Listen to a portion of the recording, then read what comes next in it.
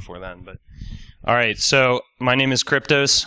I'm going to present to you guys some research I did on hacking into 802.15.4 networks. But first, a little bit about myself. There's my Twitter handle. There's my email. There's my GitHub. You're probably going to want to check out at least one of those things by the end of the talk. I'm into race cars and exploits. I do actually just got back from doing 24 hours of lemons last week in Kershaw. And if you know anything about that, you race shitty cars fast. And I work for Department 13. I actually just quit my job, and now I'm working there full time. That's my startup. So any of you do RF or exploitation might want to drop me a line. Again, email. Now I'm gonna move kind of fast too, because I got about 30 slides, and I think I've only got 50 minutes. So and I want everybody to have time for questions. And by the way, let's treat this more like ShmooCon. And if you got something to say, just raise your hand. I'll call you out, and we can keep it kind of a discussion. Shut up. So first, we're going to talk about what it is. We're going to talk about how we talk to 802.15.4. We're also going to discuss Zigbee's relation to that, as well as some other of the protocols that use 802.15.4. We're going to go in depth into the encryption mechanism that it uses. And I'm going to follow that up with exploits and attacks in the MAC layer, which is 802.15.4. And then I was going to demonstrate the hacked home security system by SmartThings. But I discovered when I got here that my hub no longer wishes to talk to the light switch, which is pretty integral to demonstrate to a room full of people that your exploit's working. So maybe some other time. But I do have a video of it working. So you'll have to take me on faith until you can get home and do it yourself, because I'm going to drop some tools for that.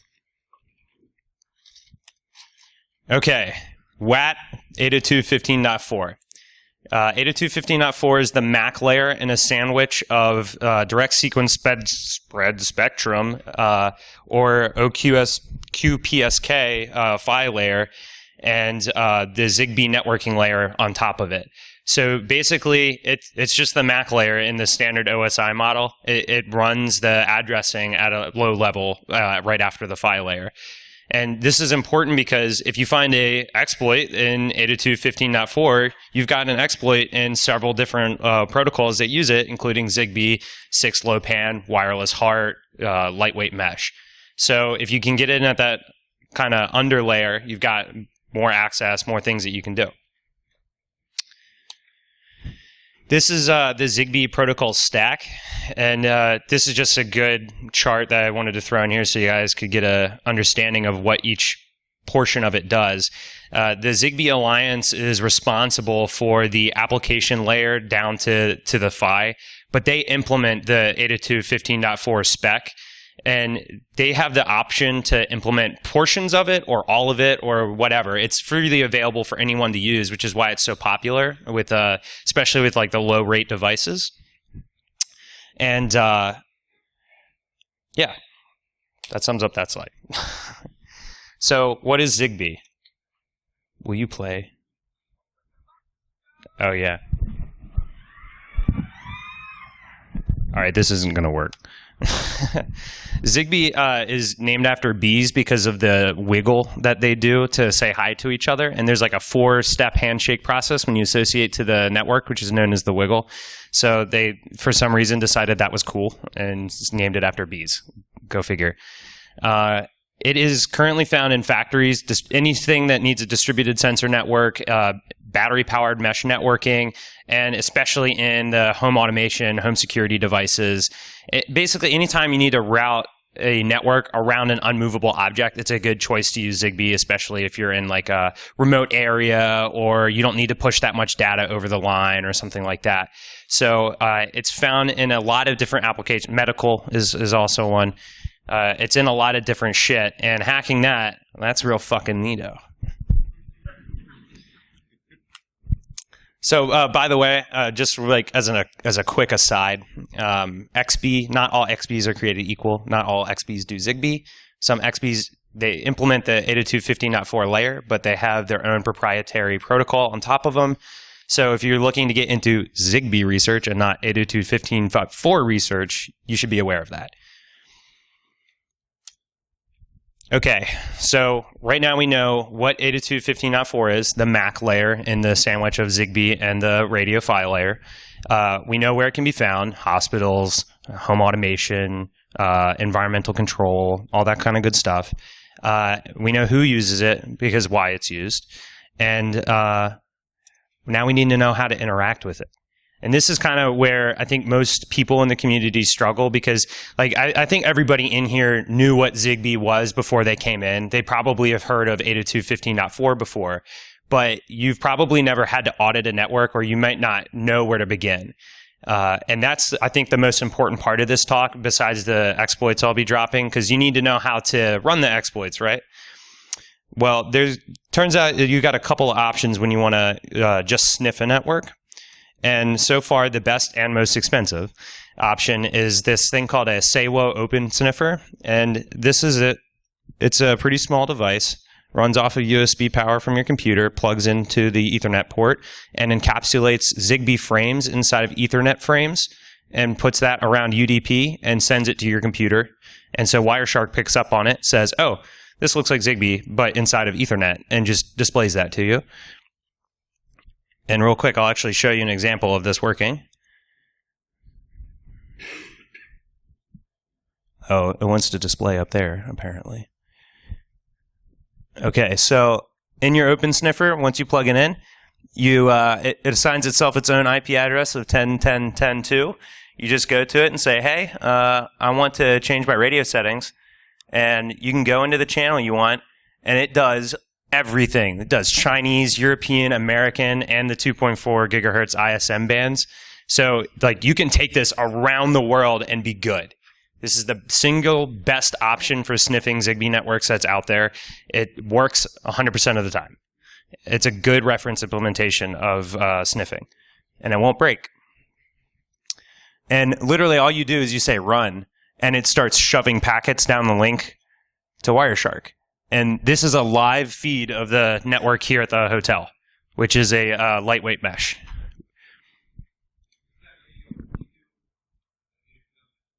Yes. Yeah, it's only good for 802.15.4. It's got specialized chips in there. Now, you could use GNU radio. Like, that's totally an option. If you would like to spend the 1 month it's going to take you to compile it like I did, then go ahead. There's a guy named Bastian Blosel who created a fork of GNU radio that allows you to use like a USRP1 or whatever other SDR is compatible with GNU radio to sniff using GNU radio. But like I said, it's a total bitch to get working. And, they tend to require a lot more computing power. I think this is a little bit more mobile, and it's actually cheaper than getting all that stuff set up together, especially once you consider the amount of time it takes to get everything ready. Oh, plus the only GNU radio implementation for Zigbee that I know of only does 2.4, and this does all of the different bands.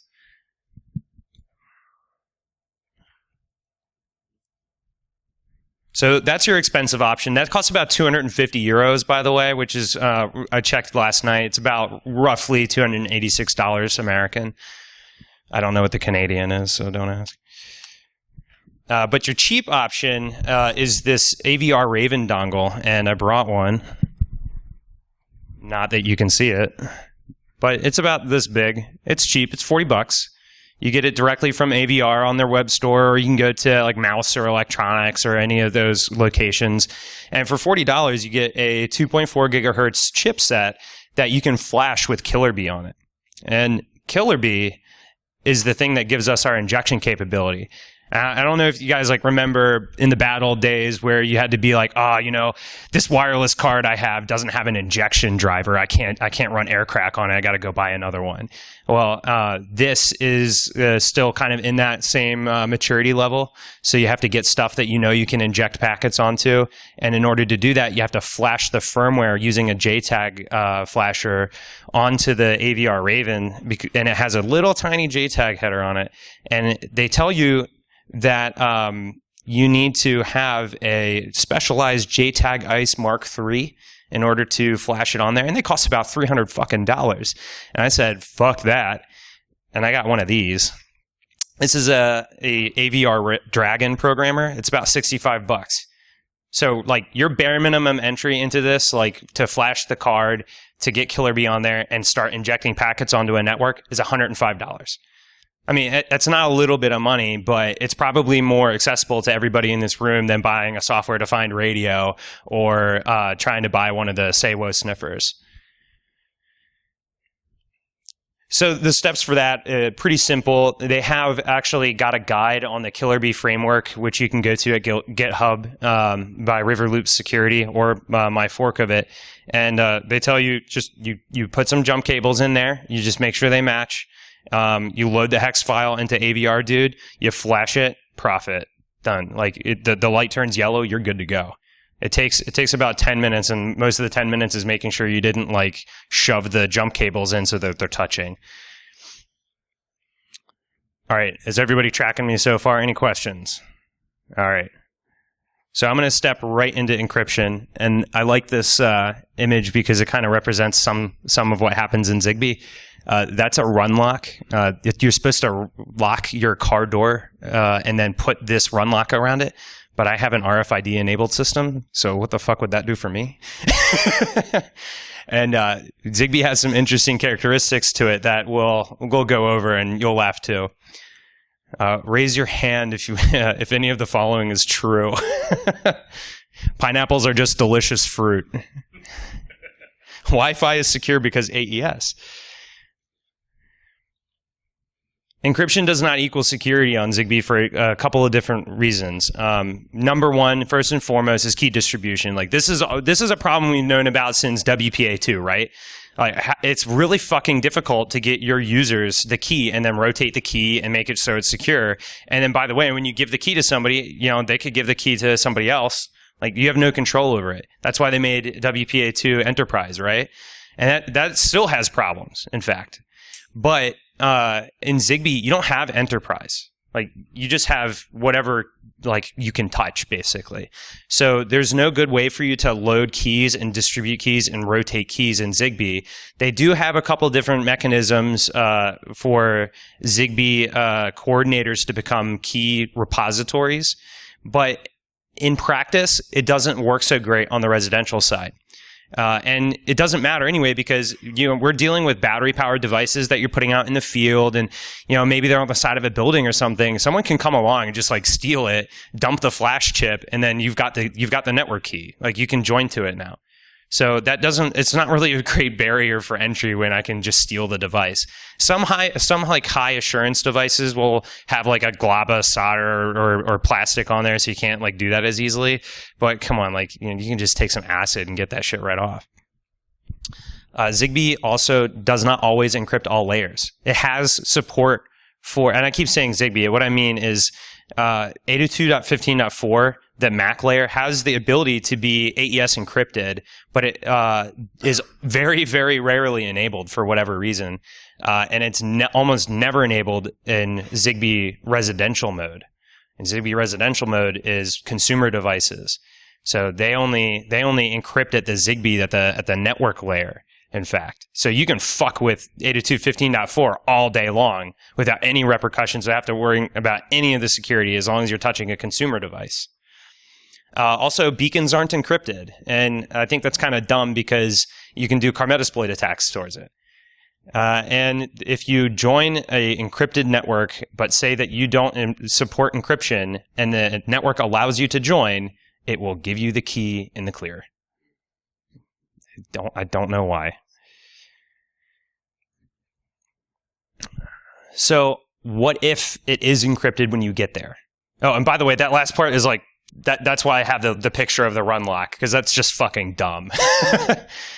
So what if it is encrypted? Well, you could spam beacons with matching PAN IDs, and the network will barf. You can spoof beacons of older intermediate PAN IDs and pick up orphans. And so like when the PAN coordinator, which is analogous to the base station in Wi-Fi, when they have to change their network ID, they have to go out to every single device in the currently connected Zigbee network and say, hey, I'm changing. You got to change with me. And if you do it fast enough, like, shit will just drop off and start being like, oh, I was here, now what's going on? So you could potentially pick up anything that's been orphaned using spoofed beacons, and you didn't have to deal with any encryption at all throughout this process. And also, you can still see the MAC headers, so you can determine some information about the network. And that sentence is interesting because the Department of Homeland Security commissioned a paper on how to secure Zigbee inside of critical infrastructure. And there's a line inside of the paper that says, oh, if you encrypt at the MAC layer, if you encrypt at 802.15.4, the attacker, they can't see anything. They can't even see who's talking to what. And that's patently fucking false, because this is what encrypted Zigbee looks like, or encrypted 802.15.4 looks like. Only thing that's encrypted is the frame payload for the Mac frame. And like that could be like a Mac command, but look at all the other stuff that's only got a message integrity code applied to it. So you know who's talking to what, and you can actually get a general idea based off the packet size, like what's going on.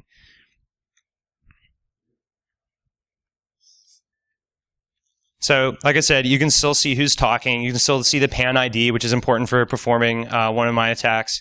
The only thing you can't see is basically anything other than an acknowledgement frame, which is important because you can still spoof something that's not there by just hacking packets that were directed to it, and beacons. But like I said, you're never going to run into this problem, generally speaking, when you do a pen test on 802.15.4, because Mac encryption is not typically enabled. Vendors don't want that extra step of having to plug in every single device that the user wants to connect to their home automation network. And the Zigbee layer is considered to protect the important shit. Right? So like you can see these 802.15.4 command frames coming by, but when they have the Zigbee encryption turned on, you're like, all right, I know it's a light bulb, I know it's sending the turn on command, but I can't send that to it. But you can do other shit. All right. So we got through half of the battle, which is knowing stuff. The other half is red lasers and blue lasers, I'm told. Let's go into some of the attacks, and I'm actually like way ahead of my time, so there's going to be a lot of time for questions. So some of these attacks I have implemented inside of the Killer Bee attack suite. I maintain a fork, which is currently like 23 commits ahead of the Killer Bee suite, and they're in the process of approving my pull request. So if you go to github.com/Crypt0s/KillerBee, you can go see these attacks that I've implemented before they've been accepted into main, and get a good sense of what's going on. I'm still working on a couple of other things, which I'll talk about at the end. You keep hearing me talk about the command frame, and the command frames, the types are they're God for you for attacking a Zigbee network. There are 9 total right now. There are some reserve slots. Obviously, 9's not a big number. You got associations, disassociations, association responses, data requests, PAN ID conflict notifications, orphan notifications, beacon requests, coordinator realignment requests, and guaranteed time slot requests. And let's kind of drill down into these because they're pretty important. Association requests. Abuse, make a shit ton of associations to a device and wait for it to fall off. Like these are not powerful devices. Routers are not powerful. They don't need to be, right? A lot of them just have some dinky, ARM IMX6 device in there. I mean, it's faster than like a MIPS device maybe, but you can still overwhelm those. There's a lot of shit going on in the network too. So you got association response. You could fake join a device, tell it that shit went well and it didn't. So it still thinks it's connected to something when it didn't. It fell off. There's disassociation notify, which is boom, airdrop. So now you can kick shit off. I've actually seen, though, interestingly enough, if you remember when I said that you're not obligated to implement the full 802.15.4 spec, a lot of people, they don't implement disassociation notify. I know for a fact that I've never seen a disassociation request come from a SmartThings device. So they probably just don't have that part of the spec enabled, because why would you need to tell something it needs to go away? It's part of your home network. It should never be off the network. There's a data request, which is actually that is required for part of the join process. You could overwork a battery-powered device using that. And typically, the battery life on a Zigbee device is going to be somewhere around like a couple months, a year, 2 years, something like that. Because Zigbee is really low power, low duty cycle. In fact, you can only transmit 250 kbps over Zigbee. So you can't even do fucking video. You could barely do audio if you wanted. So these devices, they're not powerful, and that's by design, because you don't want to be running out into the field every week to change a AAA battery or some shit like that.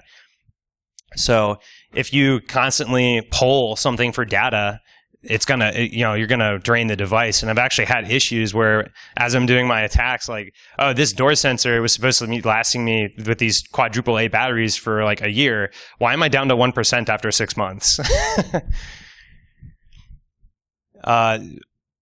You also have Panicky conflict notifications, which say, "Hey, I'm on the edge of the network. I'm a node. You're further in geographically speaking, and I detected that there's another network out there that's sharing the same PAN ID number, and a PAN ID on Zigbee is the SSID. It's analogous to the SSID in Wi-Fi." So if there's an SSID conflict in Wi-Fi, that doesn't create as much problems, but on Zigbee it does. So the device will say, "Hey, I saw a packet. It matched your ID. You should change your network ID." And then the coordinator will go, "Oh, okay, I'll do that," and then reconfigures the network using those coordinator realignment packets. It says, "Hey, here's my new channel. Here's my new PAN ID." Then there's Orphan notifications. Orphan notifications are when a device falls off of a network. It'll say, "Hey, I haven't heard from my coordinator in a while. I'm going to do something about this. I'm going to broadcast out constantly that I'm falling off the network, and I'm looking for a coordinator realignment packet. Please send it to me. Please send it to me." And actually, we can go over to our handy dandy say whoa sniffer.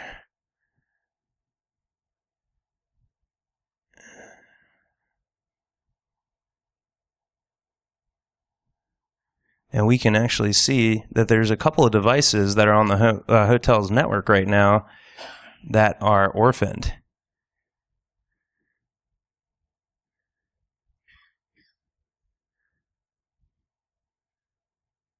Ooh, come on. Right here, we see that the extended source says it's an asset ablaye lock. That might be interesting for a number of reasons. But if you think about it, man, I hope that doesn't fail closed. But the other problem is, if I did send that a coordinator realignment packet, it'd probably eat it. You'd probably go, "Oh, okay, sure, I'll take that." And so if I send it that packet, I can tell it to change channel, change PAN IDs, and then someone's got to actually like physically come up to the lock, open it up, reset the lock, rejoin it to the network. Like this is a non-trivial process. If I reconfigured this device, someone would have to touch it. So imagine if you did that to an important sensor out in the network that fell off that was supposed to be coming back, or you jammed it until it sent out orphan notifications using just like a typical energy jamming. You could do some, maybe not a lot of damage, but you could cause some annoyance by having a technician come out there and have to fix it. There's a lot of locks, by the way, looking for orphans. And I'm just kind of twitching, trying not to do anything. Because one of the tools, we'll get to that. Okay, so then we have a beacon request, and again, it's the same thing as a Wi-Fi beacon.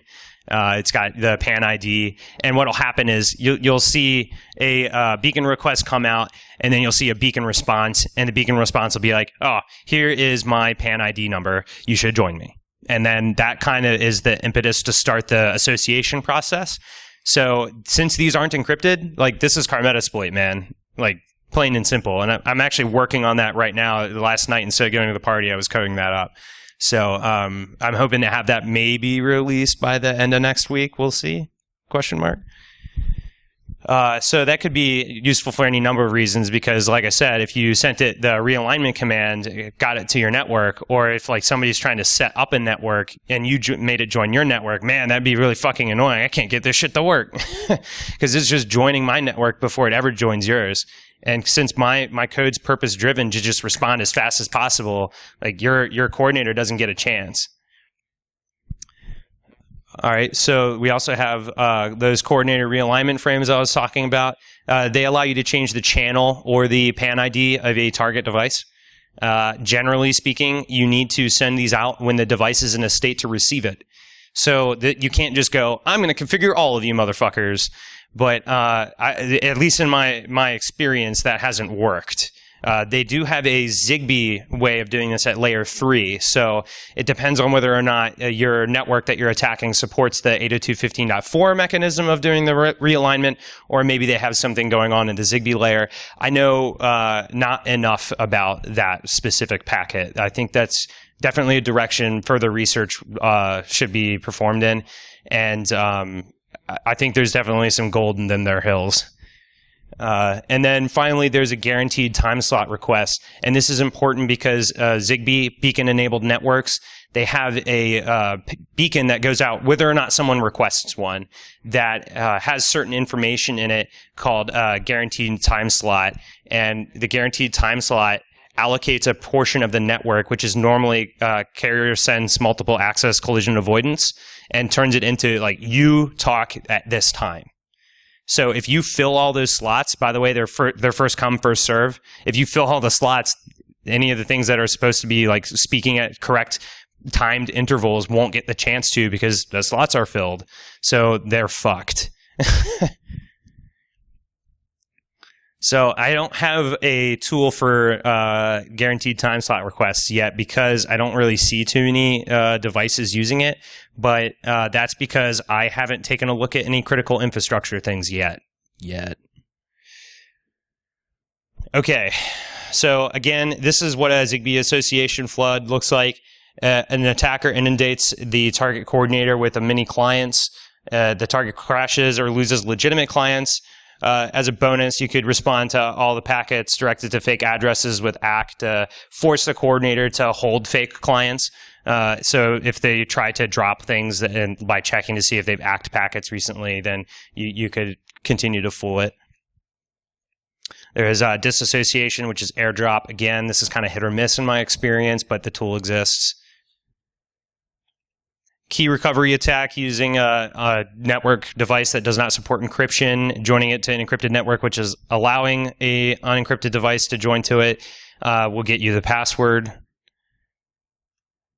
PAN ID conflict attack, and we kind of brushed up against this one earlier. If you send a PAN ID conflict notification, the coordinator must realign the network and has to touch every single device. If you do that very fast and you're dealing with very slow devices, some of them will stop working. And that's what I'm going to show you a little bit later. You can also just do a forced PAN ID conflict attack where you just make beacons that match the PAN ID of the coordinator. And now you don't have to tell the coordinator that you detected a PAN ID conflict. You can just say there is a PAN ID conflict. You must change now, and it will work perfectly. This causes Zigbee networks to flip the fuck out, especially SmartThings. SmartThings devices, what'll happen is the network will degrade, the devices will fall off, the coordinator will continue to work. Because the coordinator is still on the internet, still responding to commands, the app on the SmartThings device, your phone, will not tell you that anything is wrong. Meanwhile, I'm walking in through your front door because the motion sensor is broken, you don't have any door detection, and none of your lights are turning on, your alarms aren't working, and then I shut the door when I'm done robbing you, and then your device, I'd stop doing the attack, your network heals itself, the devices issue beacon requests, they do go through the association process again, they join back, nothing happened. So literally, I run the attack, steal all your shit, stop running the attack, nothing happened. You just come home to an empty house. There's also a false orphan attack where you can say, hey, this device dropped off the network. I'm looking for a realignment frame in an attempt to confuse the coordinator. I haven't seen this actually work yet, but again, I've only tested a couple of different manufacturers. I figured I'd put the tool out there just to see if maybe we get a win somehow. And there's also malicious acknowledgements, which is an area of research that's particularly interesting in TCP, where you can kind of just sort of limp a connection along. Well, you can do the same thing here. You can limp the connection along even if the device isn't there anymore, and make it so that things seem okay. Stuff will start breaking, but it won't have technically disassociated from the network. And there's also this pretty interesting attack using the crypto. So for crypto-enabled networks, you can send junk frames with incrementing counters, which will cause the device to process the MIC code, the message integrity code, and then drop the frame. Well, when you're talking about a battery-powered device, even if you have a specialized AES extensions on whatever microprocessor you've got in that little thing, you're still burning a lot of battery power to get that mic checked. So if you're just constantly sending it bad packets that it's got to validate, it's going to heat up and drop off when it runs out of battery power. And there's been some academic papers that suggest that you can run a battery-powered device that is supposed to last 1 year down to 24 hours by using this attack. So here's where I would give a demonstration if I had a working in-person one. However, I apparently performed my sacrifice incorrectly and did not hail the glow cloud appropriately, and the hooded figures have denied my pass. So I will instead attempt to use the video that I have prepared. Shut up.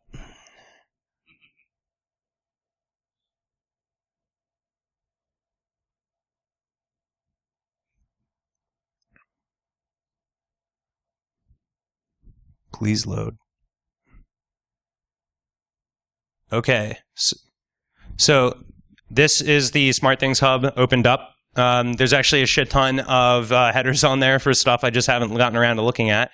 This is a motion detector for Smart Hub, for SmartThings rather, and this is the wall plug that they use. And these are 2 Killer Bee dongles, which are about to run the software I created. It works. And then it'll turn off. Eventually. There we go. Okay, so it works. I'm going to go ahead and I'm going to run the attack, which is going to spam fake beacons towards the SmartThings device at a very high rate. You can see there on the left with the Wireshark capture, it's just a shit ton of beacons. And now I'm going to flip over the device again after about a minute of doing the attack, and it won't work anymore.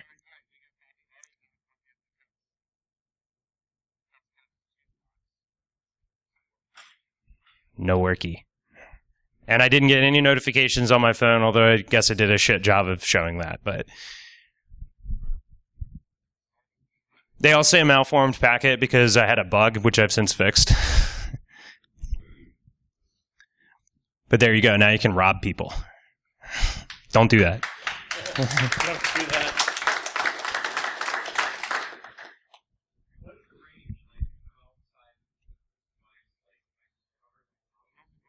So that's a good question. 900 megahertz obviously goes a little bit further than 2.4, but because of the low, the low signal rate, the low QAM, you can go a little bit further with Zigbee without getting so much data error. So it covers basically a house, a block, depending on a lot of different factors. But I'm also not an RF engineer, so. But it also depends on your broadcast power. So if you want to just amp that shit up, I mean, you can go far, man. Additional questions, please. We've got plenty of time. Yes.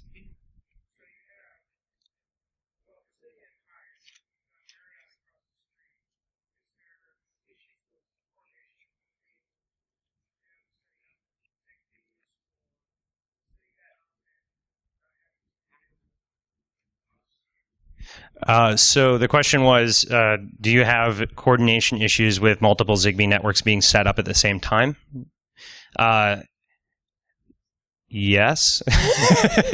So if you're trying to discover a device at the same time as someone else and you're trying to connect a device, you may have an issue where it joins to a different coordinator than maybe the one you intended.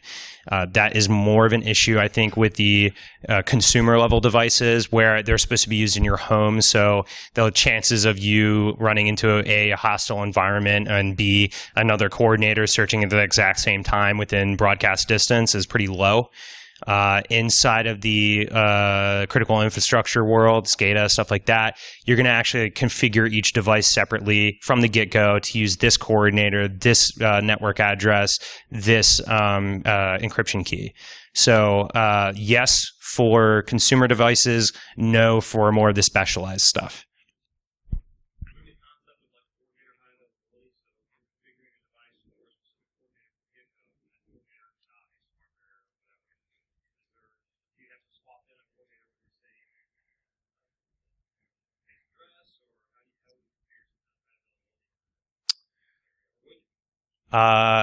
To my knowledge, I've never even thought about that question, and so it's a really good question. I don't know. I would imagine that because of the mesh networking characteristics of Zigbee, you could get that to heal pretty quickly just by using multiple coordinators and multiple Zigbee devices able to route messages for other people. But that's at that point, we're talking more of a Zigbee mesh network and less of an 802.15.4 issue. So I think that is solved, but at higher layers. And I wouldn't know how you would do it just with 802.15.4. So I actually am. That's a good question. I'm going to look into that. One more time. What protocol should you use instead? Well, don't use Bluetooth Low Energy. It's even worse. Don't use Z-Wave. It's proprietary. I would say use Zigbee, or excuse me, use 802.15.4, but encrypt at the MAC layer, because like when I first was reading this back, I was like, hey, this is actually pretty secure. Like there are problems with it, but they're not insurmountable. And as long as you are encrypting at the MAC layer, you're kind of glossing over a lot of the other issues you might have. So I would say use Zigbee, encrypt at the MAC layer. Further questions?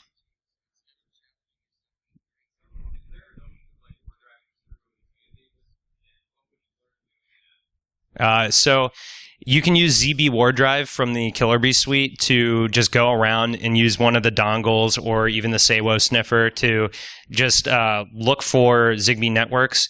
As far as what you would do with that information, Praetorian actually strapped one of the dongles onto the bottom of a drone, flew it around a city for a while, just to sort of catalog all the different Zigbee devices. They found a lot of televisions. I don't know why Sony decided that was a good idea, but nonetheless, that is what happens. So you could go around and just fuck with shit. I mean, I imagine if you do that towards a nuclear power plant, though, you might run into some issues. Actually, that reminds me, I should probably not tell you my password, but show you some of the stuff that's in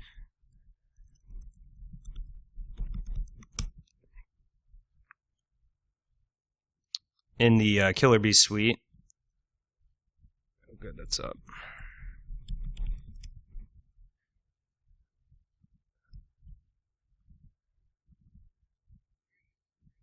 Not that, you're going to be able to read any of it, Jesus.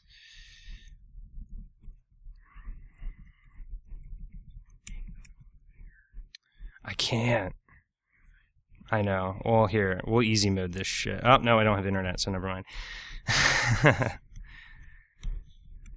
So it's really fucking hard to read, but inside of Killer0s, we have the Zigbee War Drive, Zigbee Stumbler, Zigbee Wireshark, and Zigbee Find, all utilities which you can use to do fox hunting and the like. I especially recommend just using Zigbee Wireshark or Zigbee Find. The Zigbee Find inside of the Killer0s suite does not work unless you're using my fork, in which case I have bug fixed it. But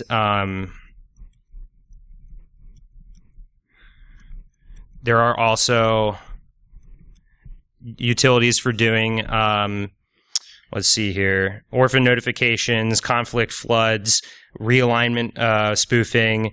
There's, let's see here, fake beacons, association floods, disassociation floods, and just doing sniffing. And the Killer Bee suite also has some pretty good tools for pulling out network keys from any sniffed traffic as well. Further questions?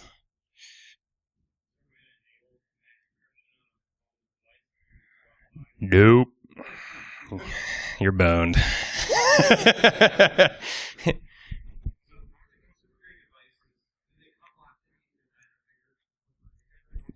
Yes. They typically will just have chips that process the 900 megahertz signal, or chips that do the 2.4 gigahertz signal.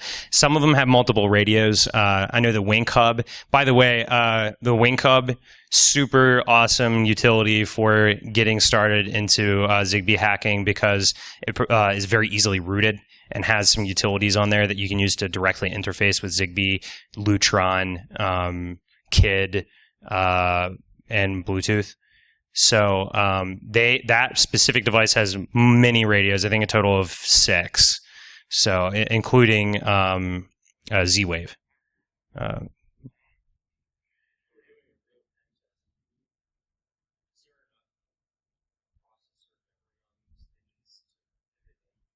No, and here's why. Generally speaking, unless you're hacking a coordinator and you manage to pop it, which, by the way, most of my attacks are just DOSes. Generally, that's enough. But if you did manage to pop the device, if it was a coordinator, you could get a shell from Linux, because they generally run Linux, right? But if you popped a reduced function device, just like some battery-powered node out there, you will be on basically a PIC or an AVR or something like that. So you're not going to have a whole ton of processing power. It's basically an Arduino.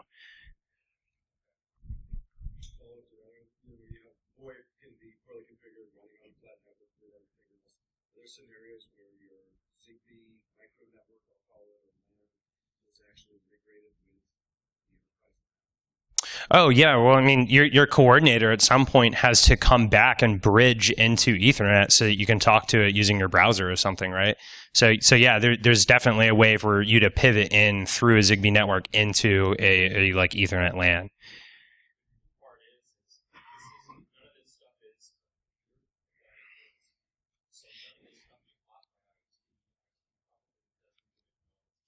100% correct. A lot of times this stuff will be inside of your building, but as environmental control, door control, that kind of stuff. I've seen entire hotels where everything is Zigbee enabled, from the freaking thermostat to the damn lock in the door, and I've even seen that software run on the point of sale system. Fun fact.